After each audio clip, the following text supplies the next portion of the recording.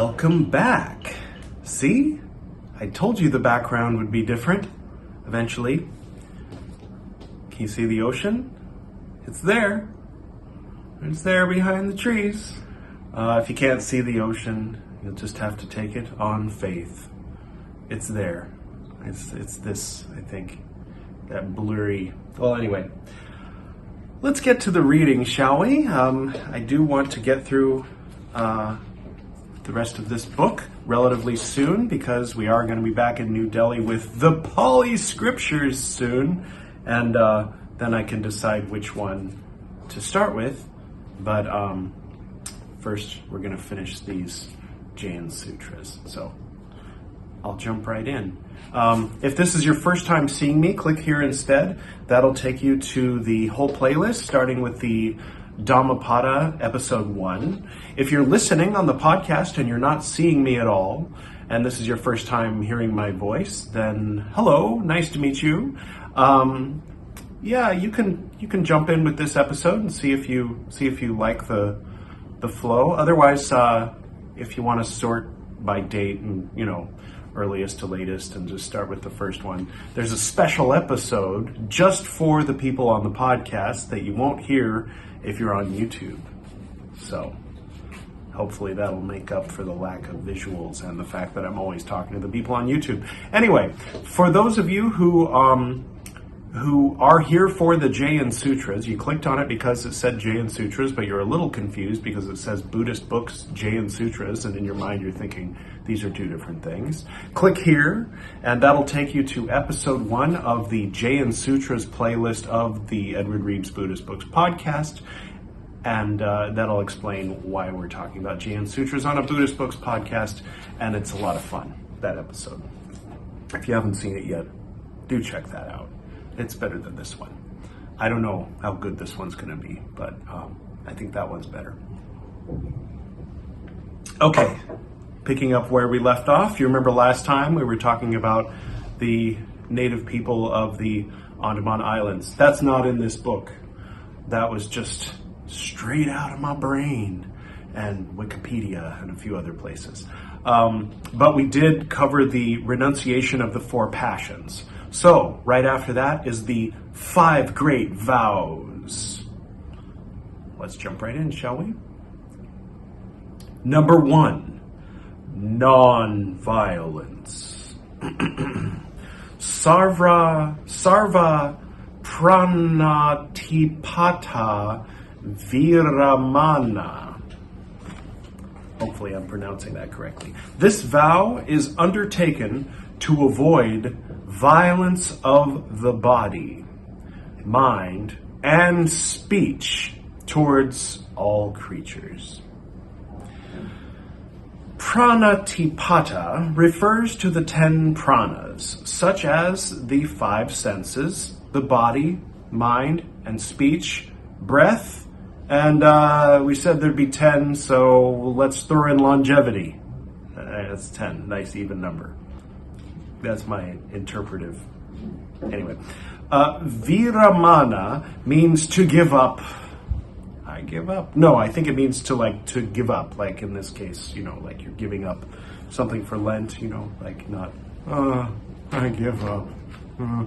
It's the opposite of that. It's I am on the path. I am proclaiming that I am doing the opposite of giving up and giving up. Know what I mean? Okay.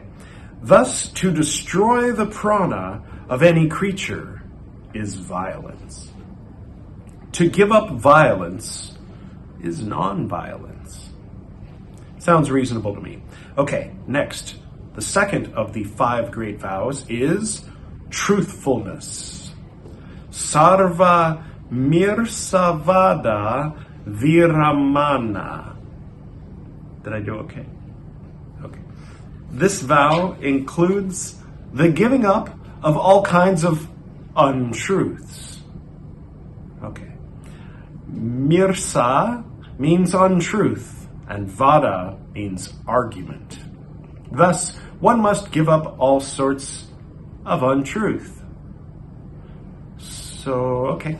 Number 3, non-stealing. Hey, these sound familiar from the yamas and niyamas. I think maybe Mr. Patanjali was borrowing a little from Jainism, you think, maybe? Someone was borrowing from someone, that's for sure. When I was in Nepal back in 2017, I was talking, did I tell you this already? No, I don't think I did. I was talking to my friend Ajay. Hi, Ajay, if you're watching. And I was talking about yoga, and he was saying, well, yoga is much more than, just stretching.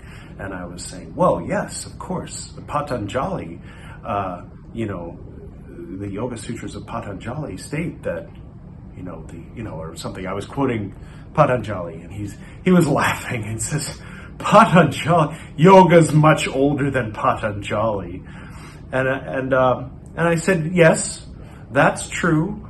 And also, the Patanjali you're thinking of is not the Patanjali I'm talking about. For those of you outside India, Patanjali is a brand of not very good Ayurvedic products that are owned, run, connected by name and contract to a certain Ramdev, who is an excellent yoga teacher and a funny man, funny yoga teacher, famous man. That's his name, right? Ramdev? Yeah. And his brand is called Patanjali, and it's everywhere. Everywhere you look in India, you see Patanjali brand, Patanjali on a sign, Patanjali this. And so it's no wonder that, someone would think, Patanjali, that's just the brand. But yeah, it's named after somebody. The guy who wrote the Yoga Sutras. Actually, he didn't write them, he spoke them. Somebody was listening and wrote it down. Anyway, that's how I understood it. Anyway, so these all sound very familiar from that, which means that there's definitely some crossover between Jainism and Yogacarya Buddhism. And if Alan Watts is right, never mind. Let's keep moving, shall we? Non-stealing. Sarva atadana viramana. This vow refers to not accepting such objects which have been stolen, Mother Teresa, or which do not belong to one's self, right? You should have known he was shady, right? That suit? Okay. Number 4, chastity. Yes, we went over that in episode 9, didn't we?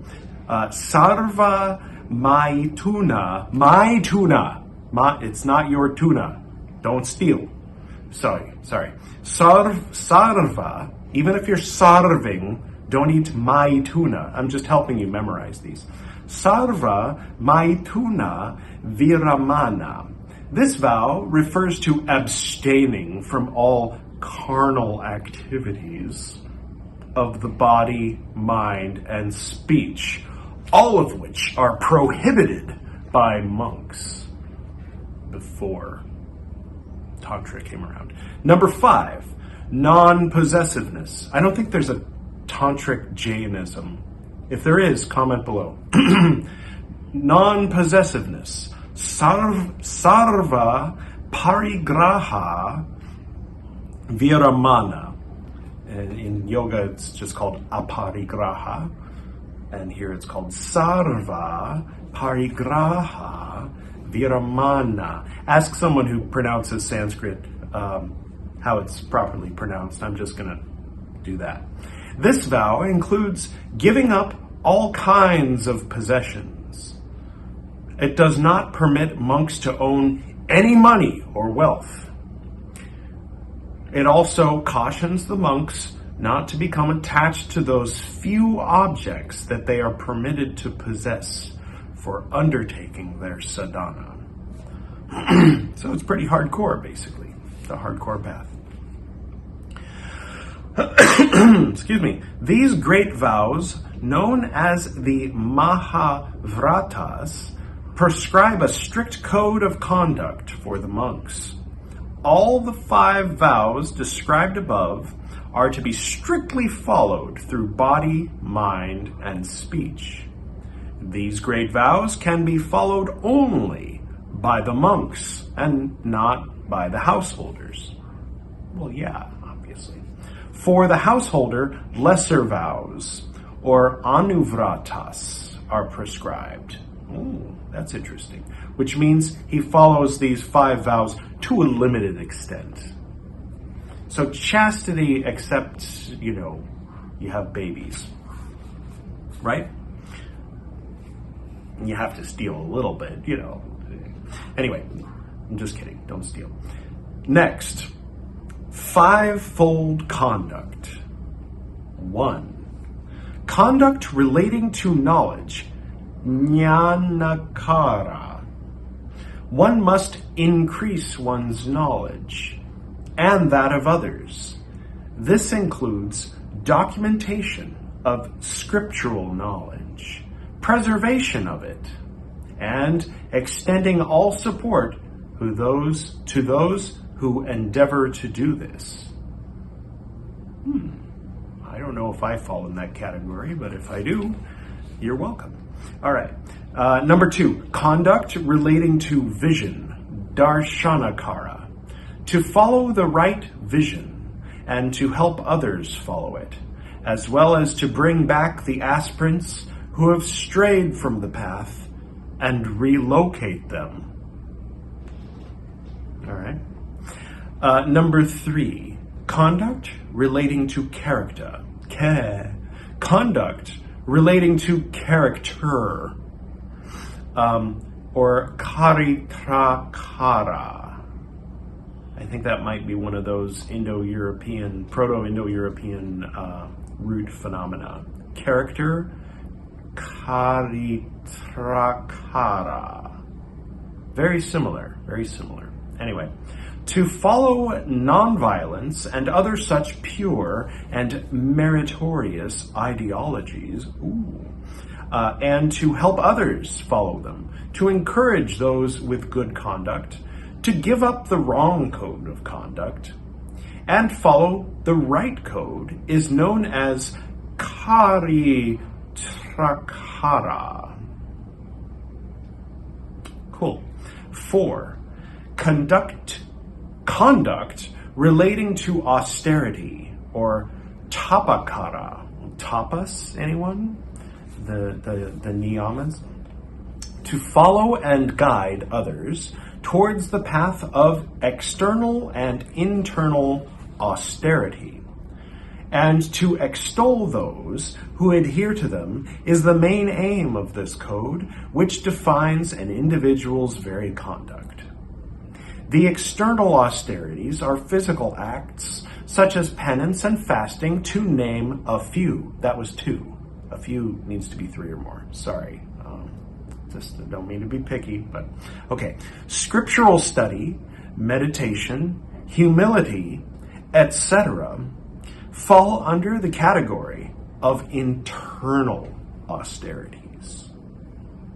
And number 5, conduct relating to energy. Energy. Okay.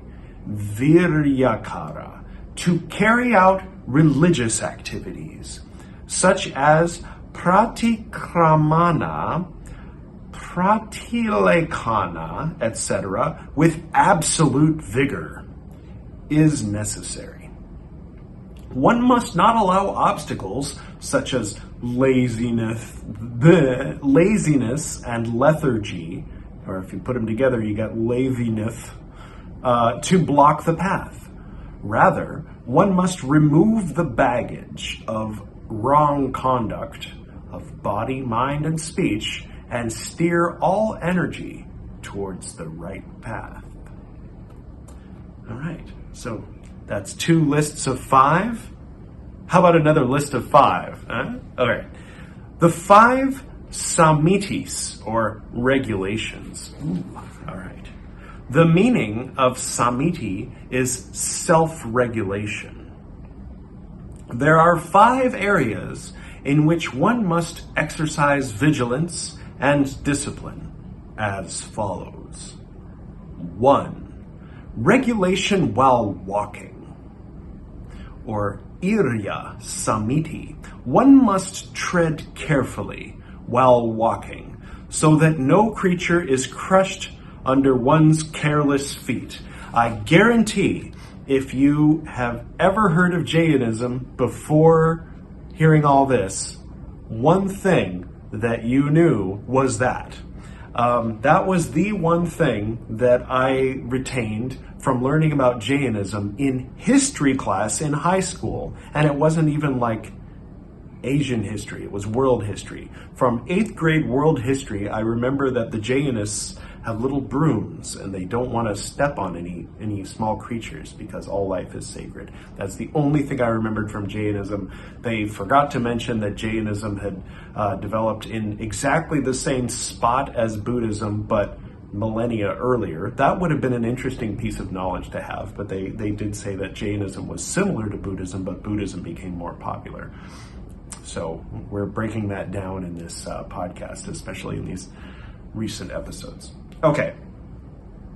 Next, number 2, regulation while conversing, or basa samiti. One must speak with discrimination. So be sure to discriminate against people. No, I'm just kidding. Hence, one must engage in truthful, beneficial, restrained, genuine, and pleasant talk only. That's probably why they're silent most of the time. How do you only talk with those 5 things, those 5 qualifiers? I don't know. Some people think that in order to be truthful, you need to be frank and blunt and unkind. But if you're pleasant and beneficial means to help. So someone could be truthful and think they're being beneficial by being an asshole, but restrained, pleasant. Genuine seems like, synonymous with truthful, but maybe if we get into that's another list of 5, isn't it? I wonder if this comes from Sanskrit. Probably not. Okay, let's just move along, shall we? I think we get the gist. Number 3, regulation while receiving alms. So for all you beggars out there, where did you get this phone? Whose Wi-Fi are you connected to? All right. When you're out there receiving alms, this is useful for you, surely. Or esana samiti, one must exercise caution while receiving alms. To accept alms only in limited quantities.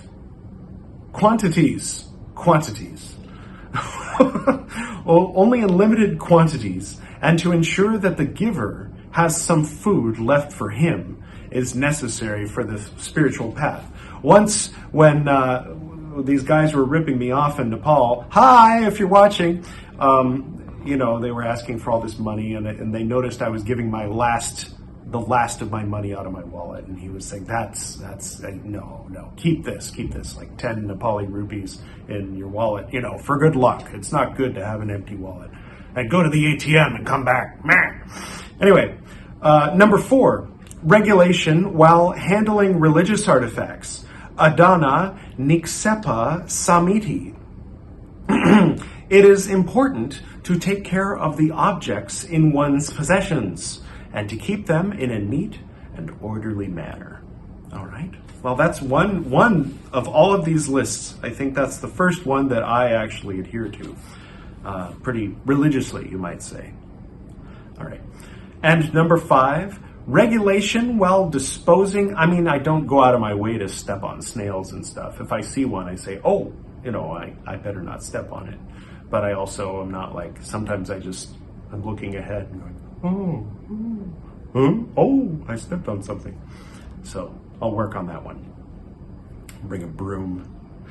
For those of you who feel like, buying my books, The Small Gray Mouse and Other Short Stories has a story about a man who takes up that practice.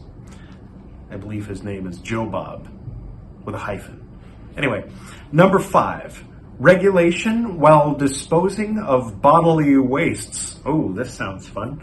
Utsarga samiti. One must dispose of bodily wastes in a place that is uninhabited by humans or other creatures. Whoa. Whoa. I mean, you can't dispose of bodily wastes, at least not on Earth. Not in the deepest trenches and not in the highest parts of the stratosphere. That's a tough one. I mean, surely there must be some leeway. Maybe they mean like visible creatures. Like, don't go to like where the cats are all hanging out and just plop it down there. Okay, let's move along, shall we? We've got another list, and we've still got lots of time. Oh my God, guys, we're going to finish this this chapter on this sutra today. I didn't know that until just now. Let's go for it. The three Guptis. Oh, we learned about Guptis in episode 9 of Jain Sūtras, didn't we? Guptis, restraints. All right. Sometimes my arms bend back. The meaning of Gupti is control. It's a Twin Peaks thing. Is control or restraint. This means to protect the soul from worldly passions. So the opposite of that other thing. To pursue the path of control with body, mind, and speech. All right. So the three Guptis, the three restraints. 1. Restraint of mind. Man, oh Gupti. I'm just saying it that way to help you remember. Man, oh Gupti. All right, man, oh Gupti. One must refrain from resolves which are sinful or harmful. To control the mind and its fluctuations, sounds a little bit like Yoga Sutras. Verse 2, chapter 1, verse 2. The Lord spake and saith, Timothy. No, there's a different scripture. To control the mind and its fluctuations. Okay, I'm failing at that right now, aren't I? And to disallow the entry of negative thoughts is an ideal way to live. Okay. 2. Restraint over speech. Vakana Gupti. To avoid speaking unnecessarily. To stay calm and silent. To avoid commenting over every incident and action is a necessary exercise in life. All right. Can anyone have you seen Inside? Anyway, number 3, restraint over body, Kaya Gupti. One must exercise physical composure and train the body to be still, rather than display restlessness and engage in unnecessarily bodily movements, such as shifting about on one's feet, getting up unnecessarily and often while seated, etc. Thus, Samitis and Guptis are the fundamentals that determine the spiritual path. The Jaina scriptures consider these as the Pravakana Matas, or 8 articles of creed. They are considered as the mothers of spiritual discourses. By these, the existing karmas cease, and new karmas are not allowed entry.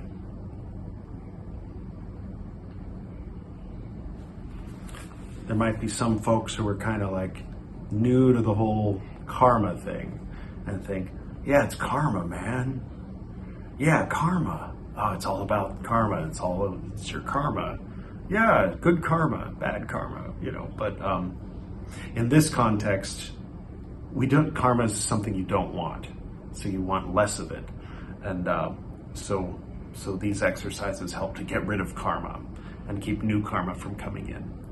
So the way that it was explained to me was that if you do a thing and you're attached to the action of doing it, then you've created karma.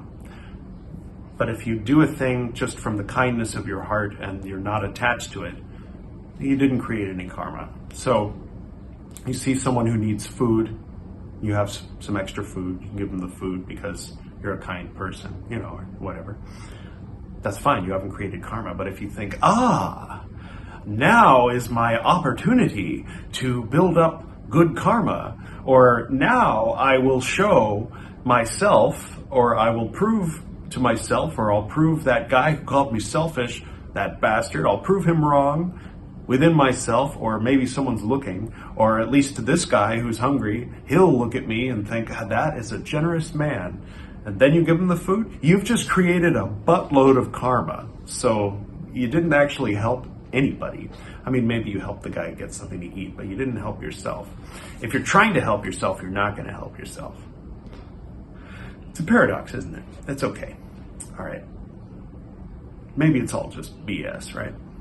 Okay, Samitis and Guptis. The difference between these two can be understood by knowing that while Samitis are regulations of one's actions, Guptis are restraints exercised by the aspirant in activities of body, mind, and speech for a specified duration.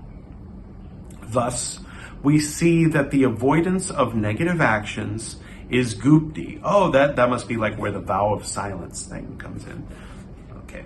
And the progress toward positive actions is Samiti. Okay. Sounds good to me. And that concludes our discussion, or our reading of the translation and commentary of Upadhyaya Amar Muni on the Guru-Guṇa-Smaraṇa Sūtra, also known as the Panchindaya Sutra, I think is how I've seen it written. And next time we'll be moving on to the next sutra. So, this is our last day here in Andaman Islands. If you haven't already seen it, I do recommend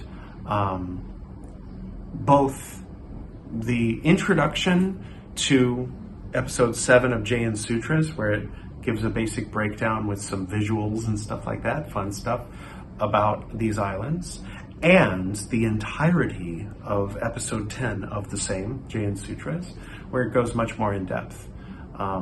Maybe you have no interest in Andaman and Nicobar Islands, but you don't really know what they are, or all you really know is about, there's that one island where that Christian missionary went, or whatever it is that you don't know. If you haven't already heard those episodes, I do recommend those too.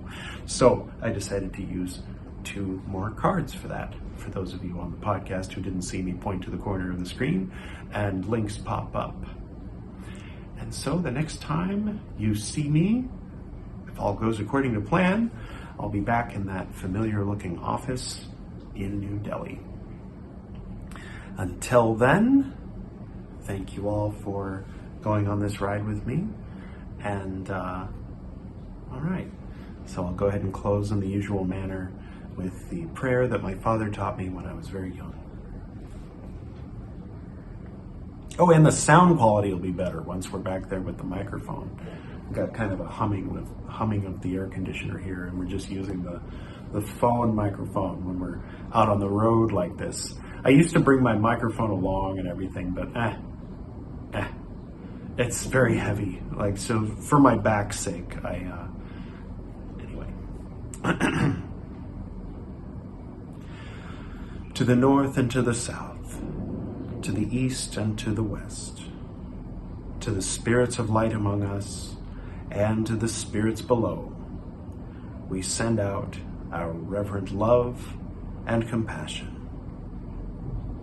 May all beings be happy.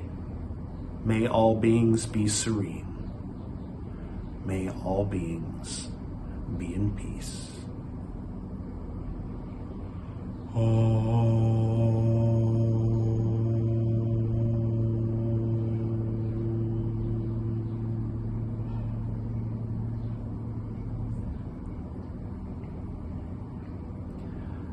Until next time.